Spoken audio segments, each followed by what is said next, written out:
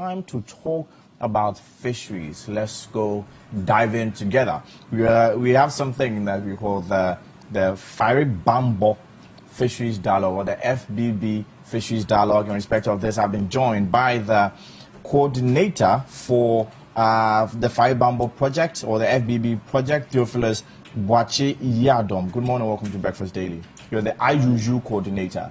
You'll be explaining to us what IUU is pretty shortly. And of course, the Fiery Bambo project coordinator himself also blesses us with his presence this morning on Breakfast Daily. Kwame Mensah, good morning. Good morning, and thank you for hosting me. It's good to have you. It's good to have you. Now, I want us to jump straight on to the FBB project. What exactly is the FBB project? I'll start with you, Kwame. Okay. The FBB project is, the full name is Fiery Bambo. Fiery Bambo is a 4-year project being funded by the European Union. It started in 2017 and ended in December 2020. The project is being implemented by a consortium of 3, being led by Care International with Oxfam and Friends of the Nation. We are implementing this project in 20 fishing communities. So we cover all the 4 coastal districts, and we have also inland. So we are talking about Pando in the Bota region. So as I said, EU is supporting us, and the main aim is to contribute to effective or sustainable fisheries governance in Ghana. Interesting. I think speaking, now that we're jumping to the why, maybe I should bring the IUU coordinator. What exactly is IUU in respect of fisheries? Okay, so when we talk of IUU, the full name is Illegal, Unreported, Unregulated Fishing. Illegal, unreported, unregulated fishing. Super. And that's a global issue. It talks about all the negative means by which resource users use to extract the fish from the sea. What are some of these negative means, if you can allude to some? Okay, so per our laws, most of the ones that have been referred to as IUU includes fishing with lights, fishing with chemicals, explosives like dynamites. Wow. Yes. Please explain to us practically how this works, because most of my viewers are wondering. I mean, they've heard a lot about light fishing, they've heard a lot about using dynamite amongst others, but in their minds, or in the minds of many, if you put dynamite in water, the fuse should quench. So how does that usually play out? Okay, so it's a combination of methods they use usually. They, fish by nature loves light. So what they do is they put in the light under sea, and we call it fish aggregated devices. It aggregates the fish towards where the light is. So all they do is so that's what light fishing basically is. Yes. They put the light inside water. Exactly. And the fish will just run to the light. Yes. So, and then it's kind of, they are trapped to within the nets of the fishermen. But then they are not supposed to do it, because at the end of the day, not only the bigger fishes, let me put it that way, the smaller ones, the juvenile ones are also attracted to the light. And unfortunately, some of the fishermen also, after aggregating them, then they leave the explosives in there. So it explodes and then kills all, whether juvenile or the matured ones. And then they bring them to we the consumers. So per our laws, we are not supposed to catch the little fish per se. We are supposed to grab the bigger ones. Is that the position? Exactly, exactly. For sustainability's sake. I mean, it's same with the human race. You realize as the older ones go, the younger ones replace them. And then if unfortunately we decide to kill all the young ladies in Ghana, what will happen to Ghana in 20 years? So, okay, let's go back to fishing. Okay, so I think I really get the rationale behind such rules and regulations and the important role that FBB is playing in respect of this particular matter. So we now understand what light fishing is and why it's wrong, because if you are catching the smaller fish, what happens to the next generation? We are more or less making regular fish extinct in our exactly. So it's a very important thing that you're doing, but we want to know exactly what it is that you're doing. So before we go on to the what it is exactly that FBB is doing, we now know what FBB is, you know, and I want to know why this particular project, why the media dialogue, for instance, and then we go on to what exactly it is that you're doing. Okay, so yes, we want to engage the media. We want to get the media attention on fisheries because fisheries provides employment to about 10% of Ghana's population. And unfortunately, as we stand now, the Sardinella species, or what we call in local language as eban, which is the mainstay of eban. Ah, yes, the mainstay of Ghana's fish. Yes, and that's what most Ghanaians get from the sea, especially the artisanal. When we talk of the artisanal, the small-scale fishermen, and the canoe-type fishermen. The canoe-type fishermen, and it feeds a lot of people in Ghana, and it also serves as food for the bigger fish species in the sea.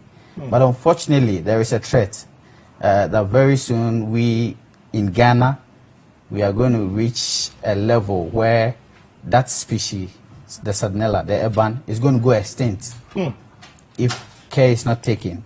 But that will be a problem for most of us. That's going to be a problem for Ghana, a big problem for Ghana. And so this is the time that we don't have to focus on only the resource users. We don't only have to focus on only the scientists. But the media has to come in to promulgate the gospel and to help in advising on the right use of methods for fishing.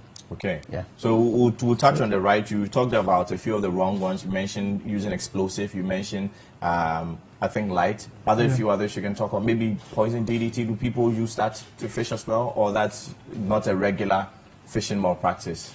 So one of the things that they use is the unapproved fishing gear. So the net that they use. There are prescriptions in the law as to the kind of net that should be used, because those that are prescribed by law gives the juveniles the opportunity to escape the diameters within the net. But the ones that they are using now, which is the monofilament net, kind of traps everything that enters.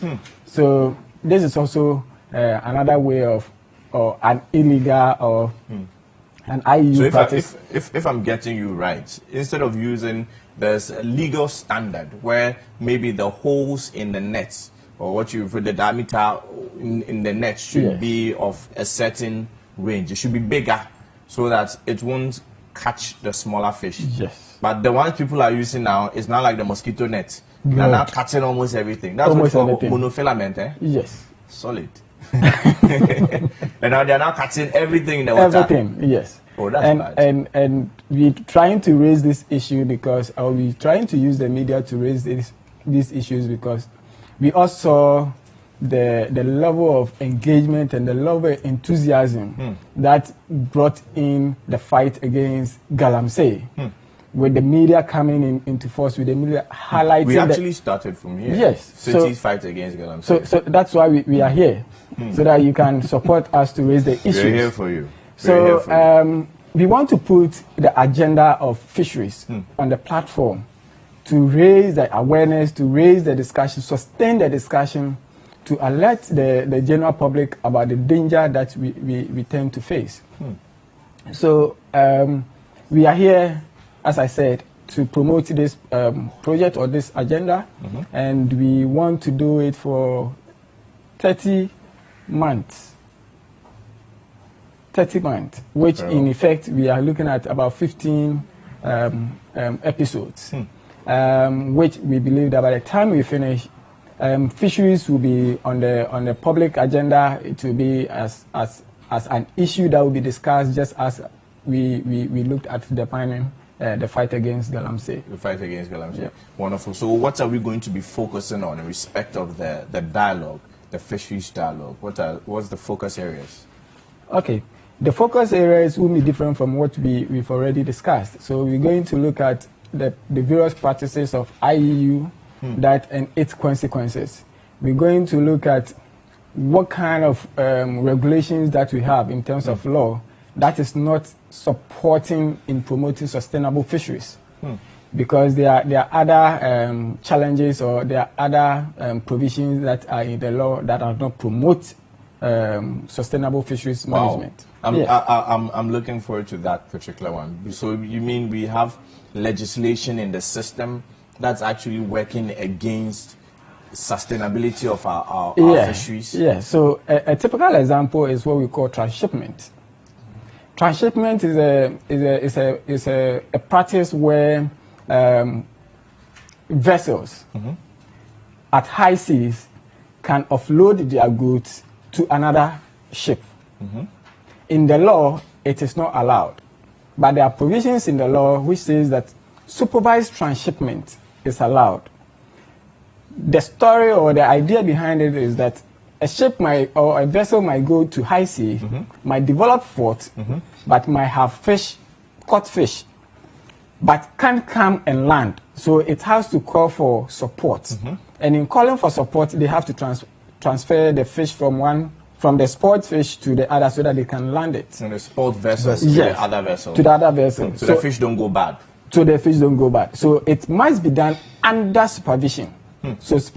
But now we have the vessels going up sea, catching fish that they are not supposed to catch. Then they call the smaller canoes to go, and under the supervision, they are allowed to transfer the fish to the smaller one. So you look at the lacuna in the law, and you see how people are taking advantage of that to outweigh the system. Okay. You need to explain that part to me a bit. So if they transfer to the smaller one, why are they unable to bring the fish themselves? Because there are certain fish type they are not supposed to harvest. That's the bigger vessels. The bigger vessels. So they are supposed to be doing the tuna and the bigger ones, but they are doing the abine and the smaller redfish, which may be the reserve of the canoes. The canoes. So the big vessels go and catch everything, and then they offload it to the smaller the canoes amongst others. Under the disguise of transshipment and supervision. Yes, supervised transshipment. And who's in charge of the supervision? So Fisheries Commission is supposed to be providing those supervision, and they've made efforts to have volunteers on every canoe. The last time I checked, every vessel has a volunteer. So they do the supervision, and they report. They send their report to ministry. But as to what is in the report, me and you don't know. So we will leave it there for them to answer. So our aim is to put these things on the agenda, look at the difficulties in implementing some of these provisions, and make recommendations to government.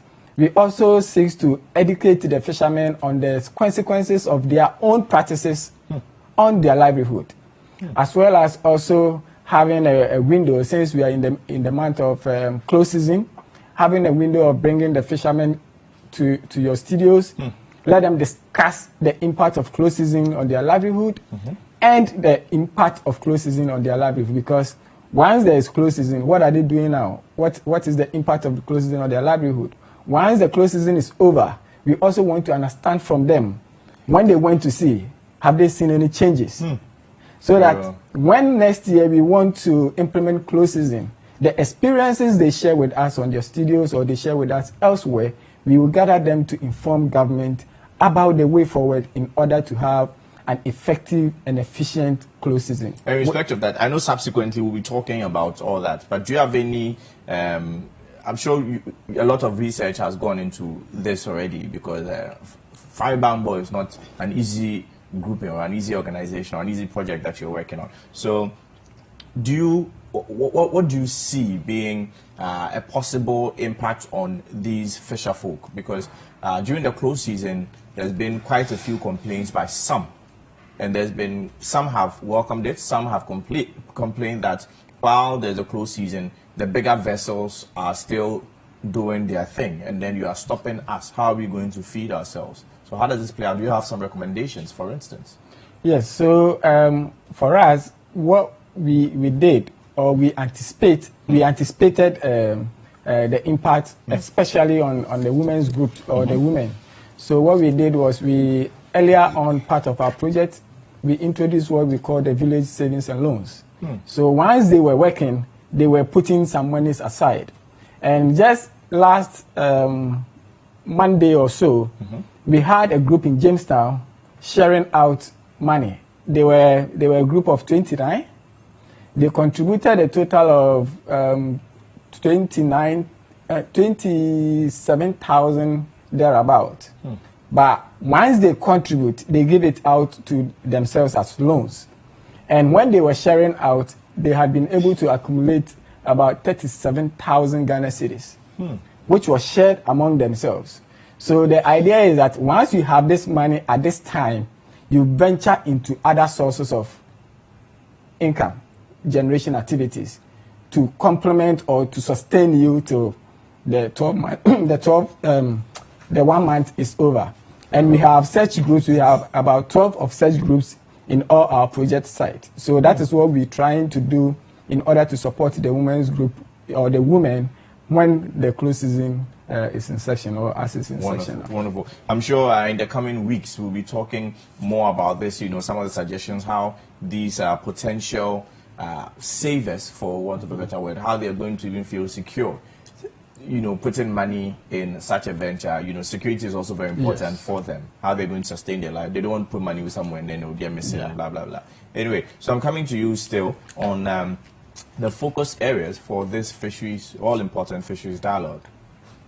Okay, so as my colleague has talked about, the focused areas include the IUU discussions and the policy bit of it.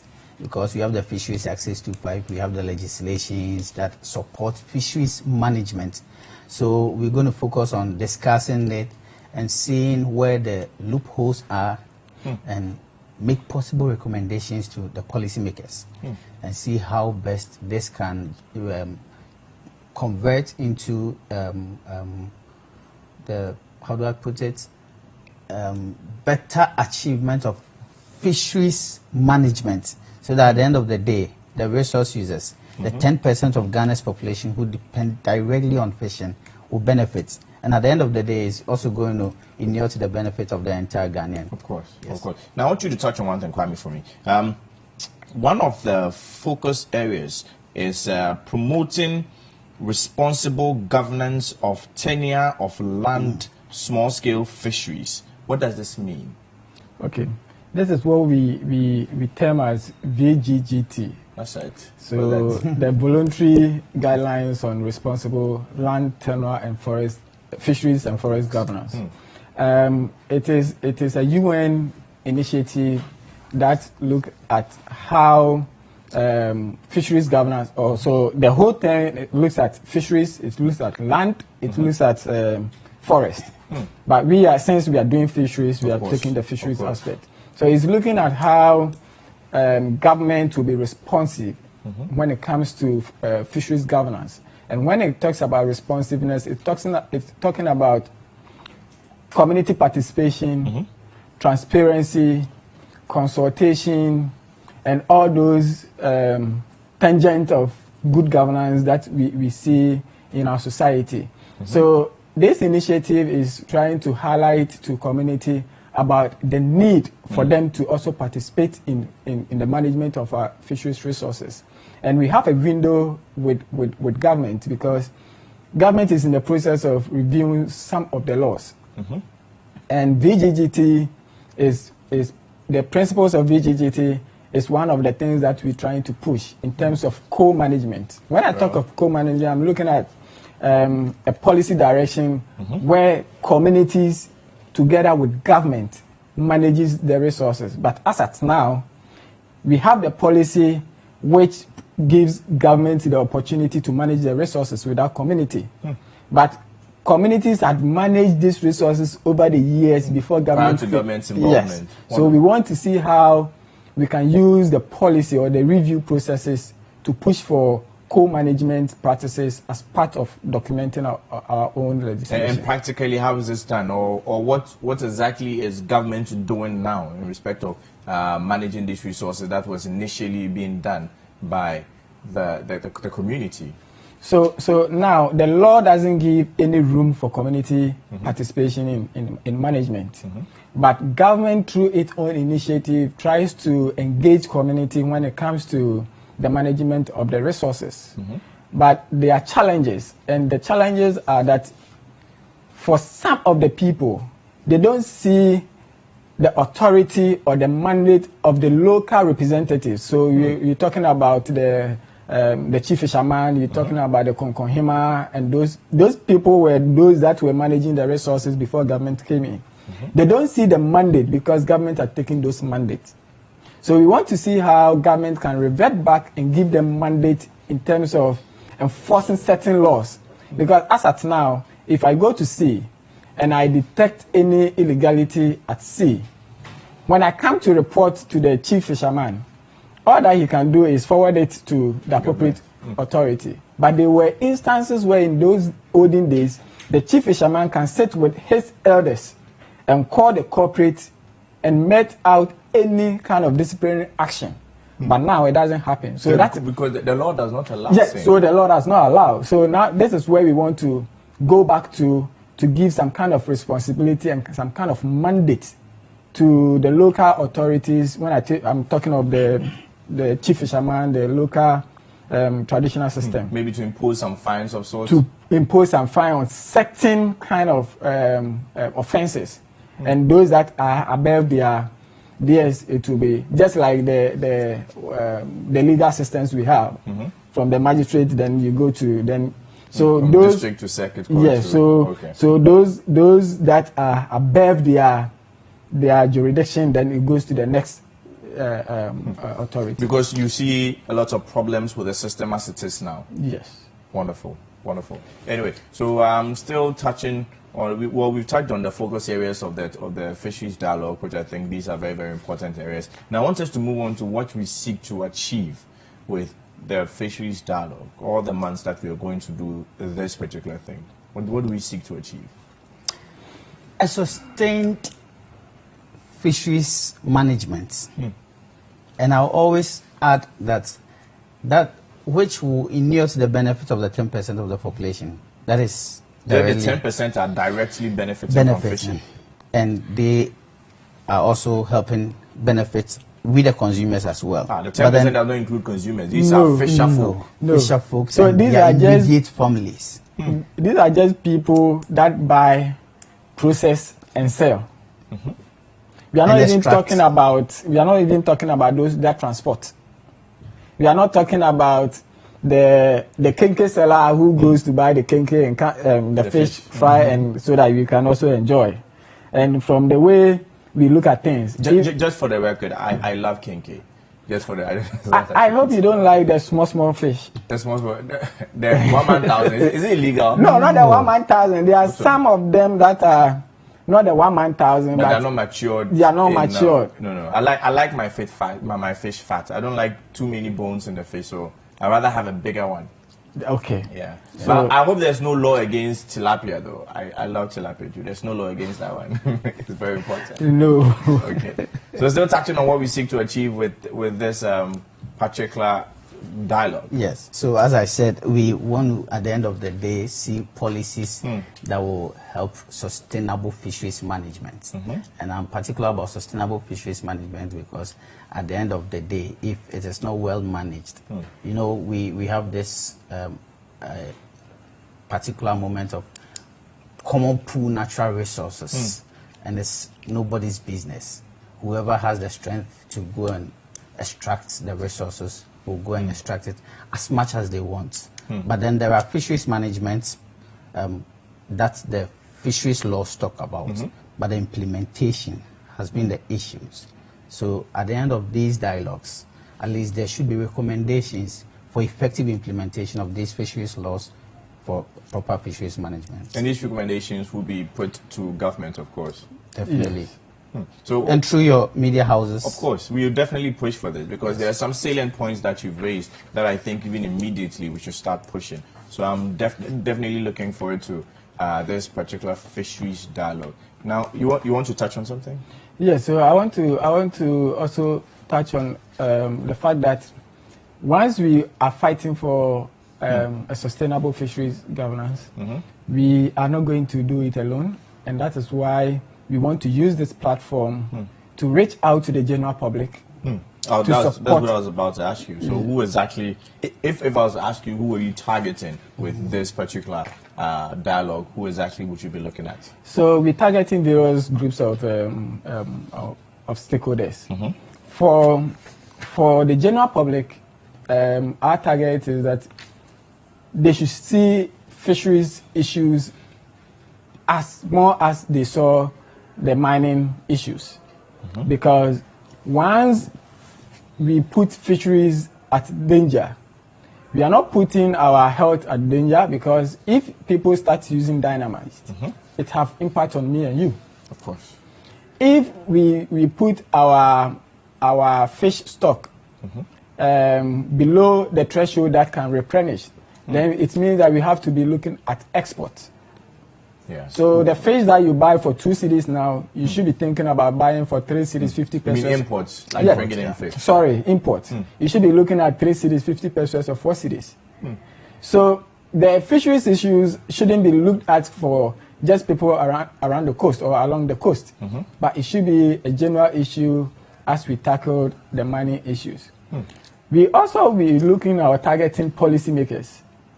These are people that are custodian of our policy and implementers of our policy. So once we have these discussions, we hope they are listening, and we will also bring them here to also explain to the general public the essence of supporting them in the implementation of the policies, and also seeing the essence of revising or reviving some of the commitments they made, and revising some of them that are not implementable. We also are looking at civil society organizations so that we come together as one body and push for effective management of our resources. To the scientists, we are calling on them to do more research to support our advocacy when it comes to fisheries governance. And to the media, as always, how we started the fight against mining is the same effort. We want to reach out to you with this program so that we gather the momentum and see that when it comes to publication of stories, there will be a time that fisheries will have front page in most of our stories, not just on close season, but fisheries issues being discussed in most of our media. Quick one. As it stands now, do you see a danger to our fish, should I say fish stock in our waters right now? Do you see us facing some form of extinction, or them facing some form of extinction if care is not taken? Yes. A research by, some work done by the Scientific Working Group on Fisheries, which is a group of scientists, professors from UCC, Legon. We have some government officials on the committee. They came out with a research which shows that if nothing is done, and with business as usual, by 2020, Ghana will be beyond repairs when it comes to the Salmonella. Wow. Ghana will be beyond repairs. Wow. And that is what mostly necessitated for the close season. Yeah. So the close season is just an attempt or one strategy to revive the stock. So once the close season is ongoing, and we will commend government for pushing it and implementing it, we will also call on them to look at the other aspect of it, the fight against IUU.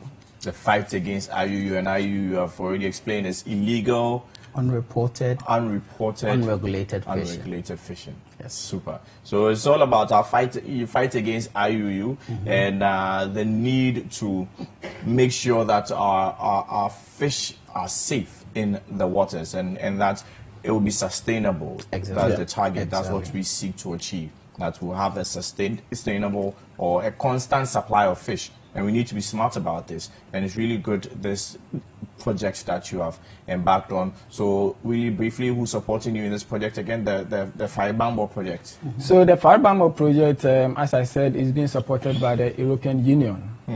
And it's being implemented by a consortium of 3. Care International being the lead, we have Oxfam, and we have Friends of the Nation.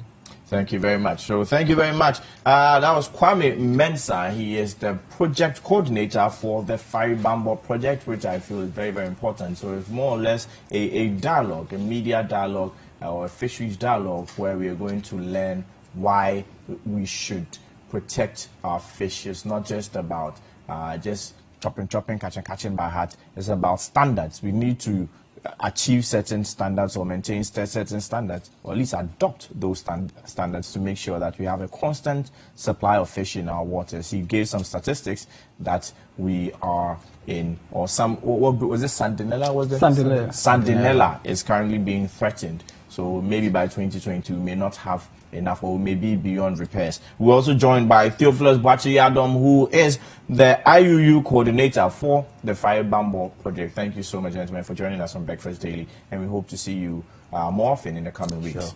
Okay. Sure. Now, thank you very much. We'll go for a quick break, and Breakfast Daily continues. Alufemi, oremi, alayumi. Say I will love you forever. My name is Mami C, and I really love this show. So keep watching the Breakfast Daily.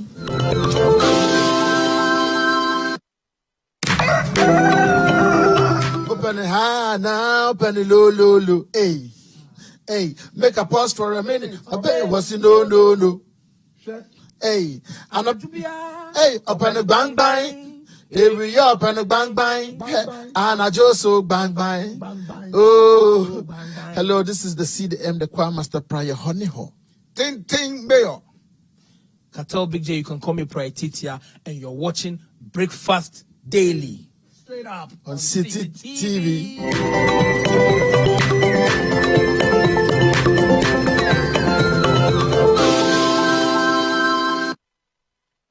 Pen and paper. Paper. Pen and paper. Paper. All I did here be instrumental pen and paper. Paper. It's your boy Kojo Q, aka Paper. It's your boy Shaker, aka Pen. Keep watching Breakfast Daily on CitiTV.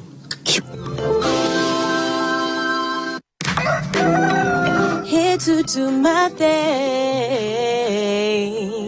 Oh, so come and watch me win. What's up, guys? It's your girl Rochelle Blue, and you guys need to keep watching Breakfast Daily on CitiTV.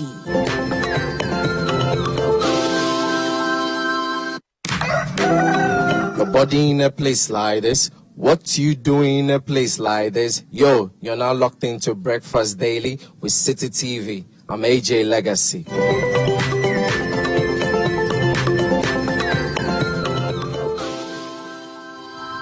Welcome back. This is Breakfast Daily on CitiTV. Thank you so much for spending your Wednesday morning with us. It's always a pleasure to have you. Yeah, if I was talking about fish.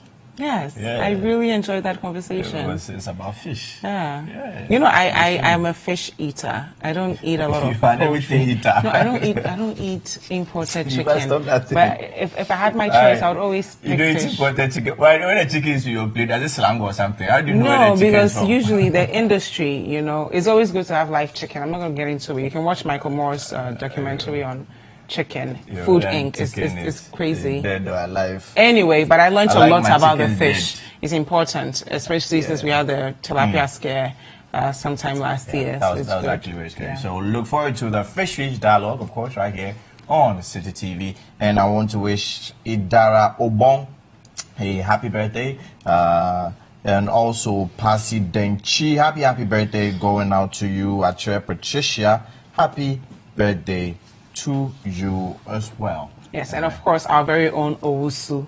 Happy birthday. We wish you all the best, and we love you. Yes. So it's been a wonderful day, and join us same time tomorrow on Breakfast Daily Time. Of course, it's 7:30 a.m. My name is Isaac Wilberforce Mensah. And I am Jifa Ikea Ametam. You can follow him at Wilberforce GH on all social media handles. And her on all social media handles, Jifa Ekia with 2 Fs. Thank you. Enjoy the rest of our shows. Bye-bye.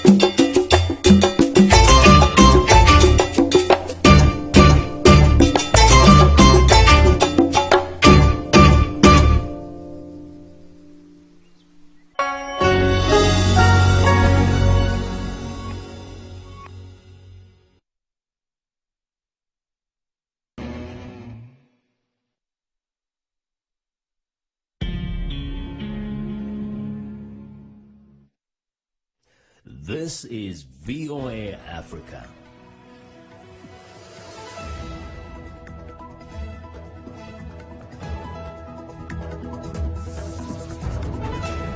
Good evening, I'm Esther Gidoi. It's Tuesday, May 21st. This is Africa 54. It's election day in Malawi, and voters are casting their ballots in a tight race for the presidency. Democratic Republic of Congo President Felix Tshisekedi names a new prime minister. In addressing